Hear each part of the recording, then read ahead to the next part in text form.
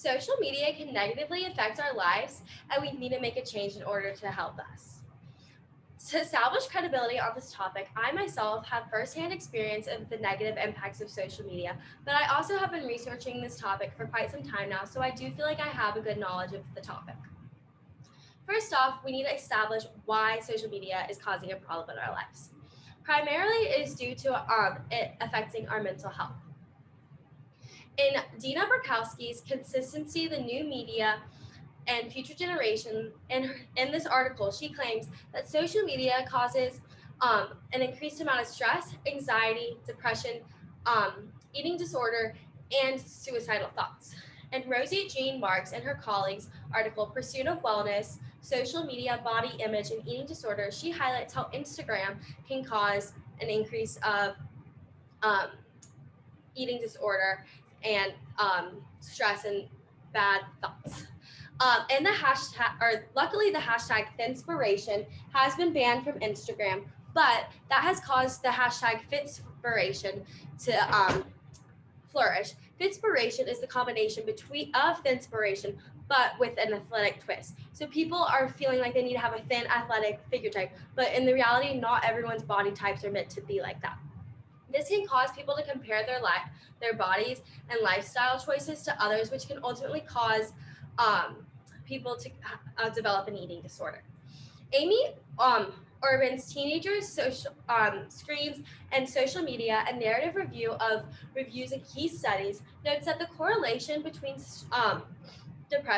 depression and social media use is sort of low, but when you look at it just at teenagers and adolescents, the correlation is much higher.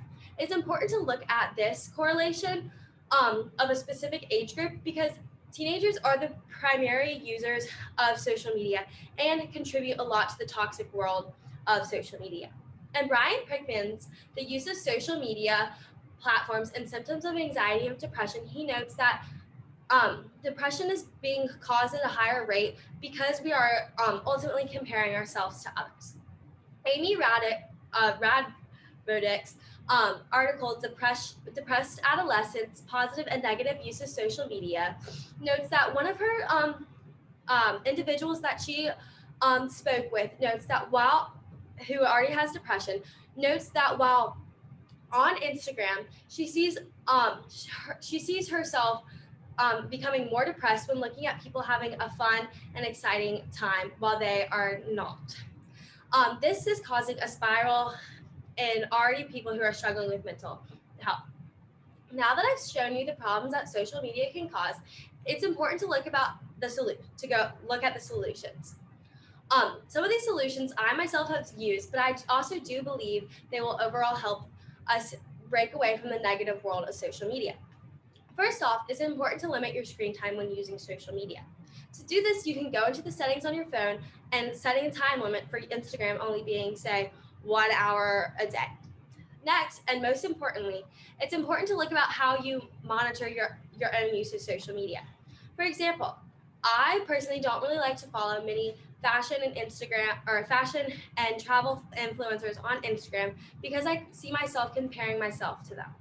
While I'm sitting in my dorm room at school, it causes me to kind of get upset when I see people living awesome lifestyles, traveling the world. I don't really want to see that because I know I'm going to compare myself to them and get jealous.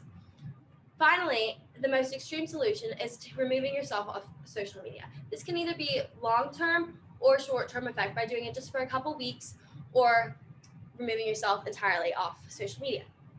These solutions are really important to consider as you can see your mental health declining due to social media. But now we need to look at the results that this can help. This is going to overall help your well-being when using social media. Social media is very toxic, and when you take yourself off of social media and limiting your use of it, you're going to help your overall well-being become more positive, which is really important to do in life.